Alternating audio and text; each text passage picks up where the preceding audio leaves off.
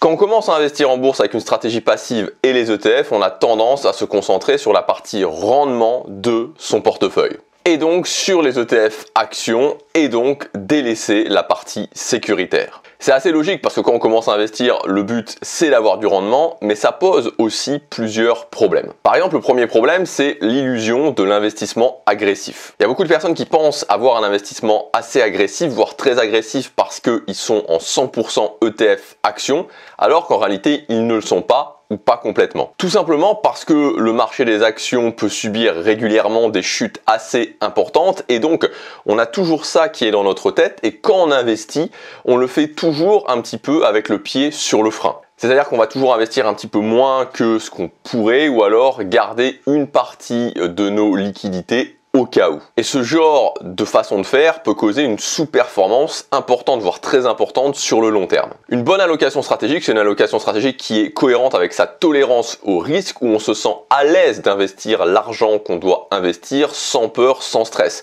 D'ailleurs, vous pouvez faire le test si vous avez toujours tendance à vous dire bon, je vais garder un petit peu de mon argent de côté supplémentaire au cas où, c'est probablement que vous avez un investissement qui est trop agressif pour vous. Le deuxième problème, par exemple, de délaisser la partie sécuritaire, c'est le fait tout simplement que quand on a un horizon de placement relativement court, c'est-à-dire moins de 15 ans, voire moins de 10 ans, justement, c'est là que la partie sécuritaire prend tout son sens. Donc dans cette vidéo, je vous propose tout simplement de voir 6 options, 6 actifs que vous allez pouvoir utiliser pour construire votre propre partie sécuritaire en fonction bien sûr de vos objectifs, de votre stratégie. Mais avant de commencer, pour que ce soit plus clair, je vais quand même prendre 2 toutes petites minutes pour bien redéfinir ce que c'est que la partie sécuritaire d'un portefeuille. Donc la partie sécuritaire vise à baisser le risque global de votre portefeuille. On est bien d'accord que le but n'est pas de supprimer le risque, car si le risque est à 0, alors la performance aussi. Le but, c'est de le baisser. Ce qui en bourse revient à dire baisser la volatilité. Car plus la volatilité d'un portefeuille est importante, plus vous aurez de chances de gagner de l'argent, mais surtout d'en perdre. Pour baisser cette volatilité, il y a plus ou moins 2 choix qui s'offrent à vous. Premièrement, investir sur des supports ou dans des actifs à la volatilité très faible, voire quasi nulle. Deuxième option,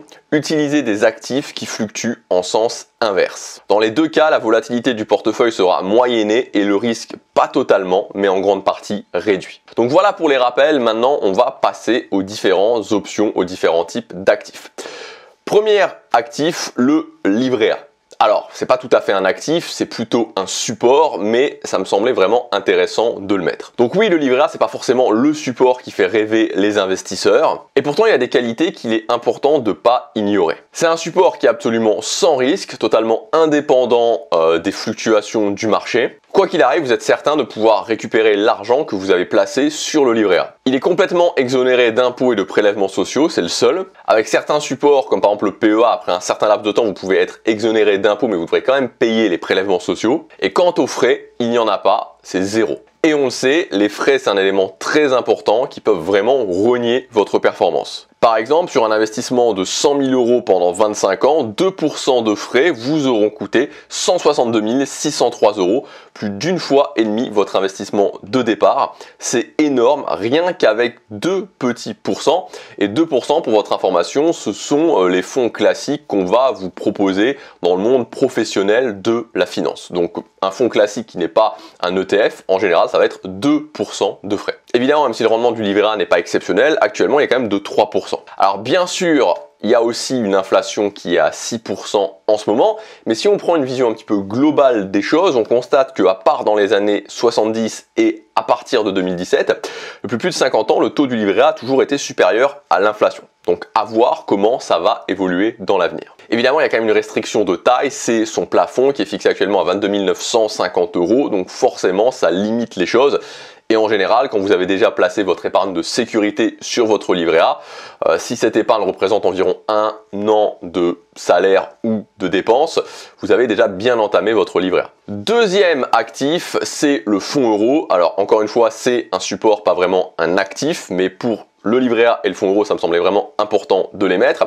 Donc le fonds euro, c'est tout simplement l'une des deux options, l'un des deux supports sur lesquels vous pouvez investir dans le cadre d'une assurance vie, puisque je vous le rappelle, il y a soit le fonds euro, soit les unités de compte. Donc l'assurance vie, c'est un placement que les Français apprécient particulièrement, mais très souvent c'est pour une optique de transmission. Mais ce qu'il ne faut pas oublier, c'est que l'assurance vie reste extrêmement intéressante pour la capitalisation. Avec le fonds euro, chaque année, les intérêts produits par votre capital sont ajoutés au capital, c'est le fameux effet cliquet. Alors c'est vrai, on va pas se le cacher, les intérêts produits par les fonds euros sont loin d'être exceptionnels. D'après la Fédération française de l'assurance vie, les rendements moyens sont passés de 6,1% en 1998 à 1,2% en 2021, net de frais.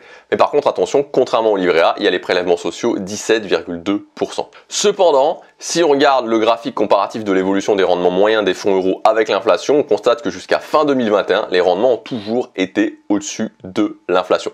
De plus, le fonds euro est à capital garanti. Quoi qu'il se passe, et à moins d'une faillite de votre assureur ou de votre banque, vous ne pourrez pas perdre votre argent. En plus, il n'y a aucun plafond à respecter. Vous pouvez placer autant d'argent que vous voulez sur votre fonds euro et dans tous les cas, vous pouvez avoir plusieurs fonds euros. Et en plus, contrairement à ce que pensent beaucoup de personnes, votre argent n'est jamais bloqué, même avant 8 ans, même avant 4 ans, jamais.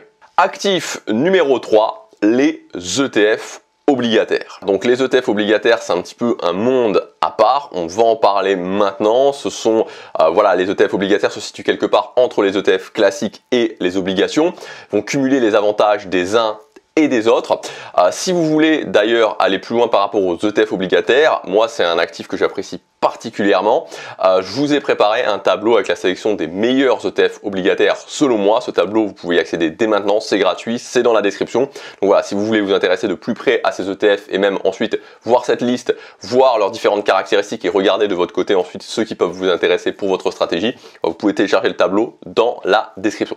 Alors comme je vous disais, il y a pas mal d'avantages au niveau des ETF obligataires. Pour commencer, des frais au plancher, 0,5% en moyenne, mais vous pouvez trouver encore beaucoup moins, 0,09 voire 0,05. Une diversification qui est importante car ils sont composés d'un très nombre d'obligations, donc par exemple 74 pour cet ETF, le Lyxor Euro Government Bond, et une faible volatilité car justement composé d'obligations. Alors pourquoi investir sur des ETF obligataires? En raison de leur très bon rapport performance-risque. Donc on va prendre un exemple avec un ETF SP500 et un ETF Corporate Bond. Donc effectivement, au niveau du rendement, le ETF SP500 en rouge est bien meilleur, 12% annualisé contre 4,46% pour l'ETF obligataire sur une période de 5 ans. Cependant, il est aussi beaucoup plus volatile, 22% contre seulement 8% pour l'ETF obligataire. Ça se voit encore mieux quand on réduit la période à 1 an. Du coup, si vous avez un portefeuille qui est composé de ces deux ETF uniquement, c'est pour l'exemple, 60% de SP500 et 40% de cet ETF Corporate Bond, donc une sorte de portefeuille équilibré, le rendement du portefeuille va passer à 9%, donc vous perdez 3% de rendement. Par contre, la volatilité va passer à 16%, donc moins 6% de volatilité, donc on peut dire que votre ratio performance-risque est bien meilleur. Et c'est là un des intérêts principaux des ETF obligataires, c'est d'améliorer justement ce rapport rendement-risque de votre portefeuille, c'est-à-dire baisser beaucoup plus le risque tout en gardant de la performance. Et ça, c'est vraiment un atout très intéressant qu'il faut apprendre à utiliser, particulièrement quand votre horizon de placement va se restreindre, parce que vous devrez baisser le risque de votre portefeuille sans pour autant anéantir la performance de celui-ci. Donc voilà, alors évidemment les ETF obligataires, ça mérite beaucoup plus que ça. Les ETF obligataires, comme je vous disais, c'est une espèce, c'est un monde, parce qu'il n'y a pas qu'un seul ETF obligataire. Il y a différentes catégories d'ETF obligataires qui ont des buts différents. Vous avez les ETF, par exemple les ETF obligataires du Trésor américain qui vont avoir cet effet de décorrélation pour la plupart. Vous avez, comme l'exemple que je vous ai donné, un ETF Corporate Bond. Vous avez des ETF qui vont vous permettre de vous protéger de l'inflation. Bref, il n'y a pas un seul ETF obligataire, il y a plusieurs catégories d'ETF obligataires et c'est très important de les maîtriser, parce que quand vous maîtrisez les ETF obligataires, vous pouvez avoir un portefeuille qui est beaucoup plus précis, parce que c'est un outil qui est vraiment un couteau suisse dans votre arsenal pour finalement vous constituer le meilleur portefeuille possible. D'autant plus, alors même quand vous avez un horizon de placement long et une tolérance au risque élevée, mais d'autant plus quand cet horizon de placement se réduit. Donc encore une fois, je vous rappelle, vous avez une sélection dans le premier lien dans la description. Actif numéro 4. Investir dans les fonds obligataires à échéance ou fonds datés. Alors, peut-être que ces fonds datés ou fonds obligataires à échéance, vous en avez entendu parler récemment. Et c'est vrai que récemment, on entend pas mal parler parce qu'ils redeviennent de nouveau attractifs en raison de la hausse des taux d'intérêt. La dernière fois, c'était avec la crise de 2008, mais ensuite, avec les taux d'intérêt très bas, ils ont été complètement délaissés. Alors, un fonds daté, qu'est-ce que c'est? Alors, très schématiquement, c'est comme un ETF obligataire, sauf que le fonds daté va garder les obligations qu'il détient jusqu'à leur échéance. Le terme, c'est jusqu'à leur maturité. Donc pour rappel, un élément très important des ETF obligataires, c'est qu'ils ne gardent pas les obligations. Ils les revendent pour en acheter des nouvelles quand la maturité de ces obligations ne correspond plus aux objectifs de l'ETF. Donc par exemple, un ETF Lyxor Euro Gouvernement de Bond 3-5 ans, il y aura exclusivement des obligations dont la maturité, comme son nom l'indique, est comprise entre 3 et 5 ans. Et donc pour revenir au fonds daté, qu'est-ce qui se passe ensuite? Quand la date de maturité est arrivée, le fonds daté est dissous et les différents investisseurs récupèrent le capital qu'ils ont placé dans le fonds. Alors évidemment, il y aurait eu des intérêts entre temps, sinon ça vaut pas le coup. Donc évidemment, l'intérêt principal, vous l'aurez compris, des fonds datés, c'est de proposer pendant toute la durée du fonds un rendement attractif et fixe, non dépendant de la fluctuation des marchés. Évidemment, même si ce rendement n'est pas garanti, il est juste estimé, évidemment, le gestionnaire du fonds va tout faire pour atteindre ce rendement. Donc actuellement, c'est à la fois un placement sécuritaire et intéressant pour le moyen terme. La plupart des fonds ont une durée entre 4 et 7 ans. On peut compter sur une moyenne de rendement de 4-5%. Donc il y a quand même des points de vigilance à connaître. Ces fonds ne contiennent pas des obligations qui sont dites investment grade, c'est-à-dire les plus sûres. Les obligations vont en moyenne aller de BB à BBB-.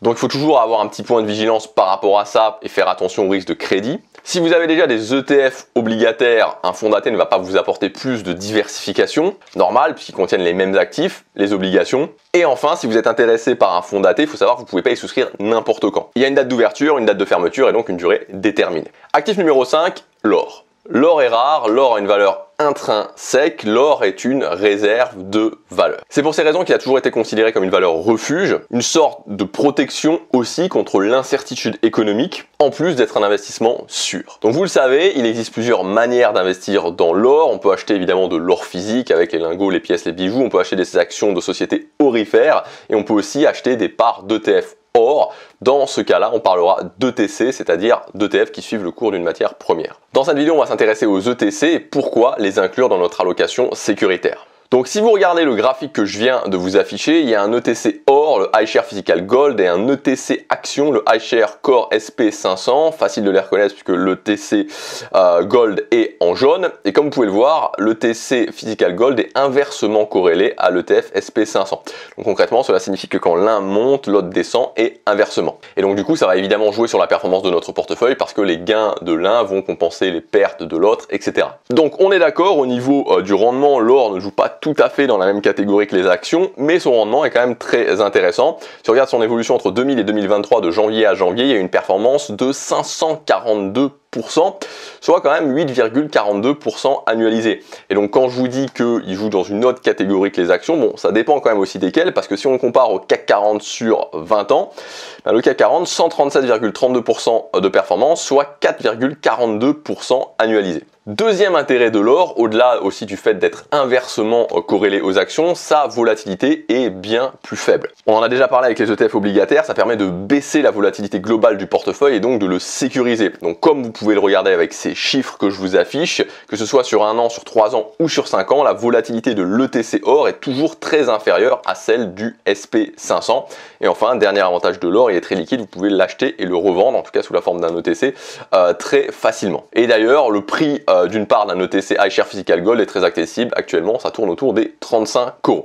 Seule limite à l'or, c'est qu'il n'est pas, en tout cas actuellement, mais actuellement il n'est pas éligible au PEA. Et enfin, actif numéro 6, investir dans des parts de SCPI. Quand vous achetez des parts de SCPI, vous investissez dans de l'immobilier destiné à la location sans devoir gérer les biens par vous-même. C'est évidemment un gros avantage. Tout simplement parce que c'est la SCPI pour Société Civile de Placement Immobilier qui s'en charge et qui vous reverse les loyers. Donc acheter des parts de SCPI, c'est investir dans de l'immobilier, mais de l'immobilier non coté. Donc double avantage, vous êtes diversifié par rapport au marché des actions et en plus vous êtes totalement indépendant car ces parts de SCPI sont complètement décorrélées du marché des actions. Les fluctuations de la bourse n'auront aucun impact sur vos rendements. Donc on peut le voir sur ce graphique de l'IEIF, donc de l'Institut d'épargne immobilière et foncière. Sur 5 ans, le rendement moyen est à peu près constant autour de 4,5%. C'est aussi un marché extrêmement stable, comme on peut le voir sur ce deuxième graphique en comparaison à l'évolution du rendement du SP500 sur la même période. Et en plus, ça vous assure des revenus réguliers, c'est donc un investissement qui a toute sa place dans la partie sécuritaire de votre portefeuille. Alors attention cependant, il y a un gros point de vigilance à connaître sur les SCPI, c'est la fiscalité. C'est-à-dire que si vous achetez des parts de SCPI en direct, la fiscalité qui va s'appliquer à vos plus-values sera la fiscalité des revenus fonciers, soit 17,2% de prélèvements sociaux plus la TMI, donc votre taux marginal d'imposition. Et donc là, c'est pas la flat tax avec un maximum de 30% prélèvements sociaux plus IR, comme avec le CTO, c'est plein pot. Donc faut faire attention parce que ça peut très vite monter. Je vous donne un exemple, si vos parts de SCPI vous ont rapporté 5 000 €, vous paierez 860 € de prélèvements sociaux et 1 500 € d'impôts avec une TMI à 30%, soit 2 360 €, ce qui fait une imposition globale à 47,2%. Donc voilà, il faut vraiment faire attention à ça avec les SCPI, à cette imposition qui est vraiment confiscatoire. Et donc une des solutions, c'est d'investir d'investir dans des parts de SCPI dans le cadre d'une assurance vie. Donc le désavantage, c'est qu'évidemment, il y aura moins de choix, mais c'est la fiscalité de l'assurance vie qui s'appliquera et plus celle des revenus fonciers. Et cette fiscalité est beaucoup plus favorable. Donc un taux de 24,7% maximum de taxes, c'est-à-dire 17,2% de prélèvements sociaux plus 7,5% d'impôts, jusqu'à 150 000 € d'investissement, plus un abattement de 4 600 € par personne sur vos retraits si votre assurance vie a plus de 8 ans. Ensuite, il y a une certaine limite à cet actif dans le sens que investir sur des SCPI, c'est sur un horizon de placement relativement moyen terme, on va dire 8 à 10 ans, parce qu'il va falloir ce temps pour amortir les frais de souscription qu'on retrouve dans la plupart des SCPI, la quasi-totalité des SCPI qui sont très élevés. Donc les frais de souscription, c'est un pourcentage en fait que prend le gestionnaire de la SCPI sur le montant que vous investissez. Il tourne au général autour de 10%. Donc voilà pour cette vision globale des 6 supports actifs pour pouvoir sécuriser votre portefeuille.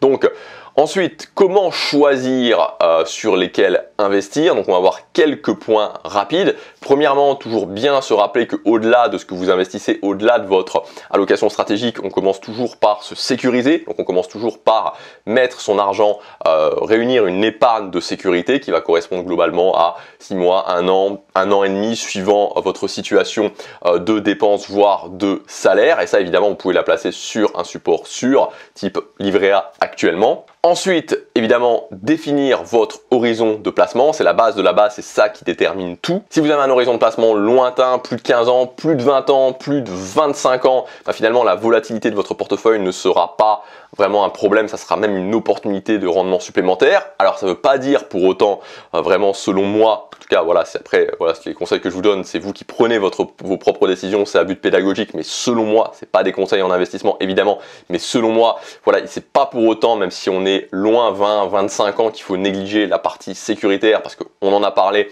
notamment avec l'effet de décorrélation, c'est toujours important d'avoir une partie sécuritaire, mais évidemment, ça sera pas la même chose, la volatilité ne sera pas un problème. Par contre, si votre horizon de placement est beaucoup plus court, c'est-à-dire moins de 15 ans, moins de 10 ans, moins de 8 ans, c'est à ce moment-là que la partie sécuritaire de votre portefeuille va prendre le pas, voire parfois complètement le pas sur votre partie rendement, tout simplement pour pas qu'une chute des marchés vienne pulvériser le capital que vous avez amassé avec le temps, que vous avez réuni avec le temps, juste avant de le retirer. Et enfin, après l'horizon de placement, dernier élément à prendre en compte, évidemment, c'est quel montant vous investissez, tout simplement parce que, et là je parle notamment parce que je vous ai donné 6 options, 6 différentes options, et je dirais qu'il faut aussi, voilà, si vous avez un horizon, enfin si vous avez, pardon, pas un horizon de placement, mais si vous avez un DCA, donc on investit avec un DCA, c'est-à-dire qu'on investit d'une façon régulière la même somme tous les mois. Si votre DCA est de 100 € par mois, ça ne sera pas forcément utile d'aller dans la surdiversification, c'est-à-dire que,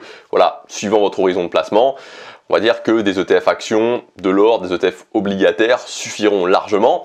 Voilà, quand on a peu à investir, c'est pas la peine d'aller s'éparpiller dans tous les sens, c'est pas forcément utile. En revanche, si vous avez un DCA qui est beaucoup plus important, 2000, 3000 euros par mois, bon, ça ne concerne pas énormément de personnes, mais c'est pour vous donner une idée. Alors là, à ce moment-là, oui, effectivement, c'est intéressant de se poser la question, d'aller vraiment se diversifier pour vraiment encore plus limiter les risques. Voilà pour cette vidéo, j'espère qu'elle vous aura aidé. Comme je vous ai dit, vous avez dans le premier lien dans la description le tableau avec la sélection d'ETF obligataires. Je vous invite vraiment dans tous les cas, parce que c'est peut-être ce qu'il y a vraiment de plus riche, on va dire, avec la partie sécurité, enfin dans la partie sécuritaire, les ETF obligataires, c'est vraiment un couteau suisse que je vous invite vraiment à maîtriser. Vous avez la sélection dans le premier lien dans la description. J'ai aussi fait d'autres vidéos, notamment une autre vidéo que je vous mettrai aussi dans la description, pour en savoir plus au niveau de ces ETF obligataires.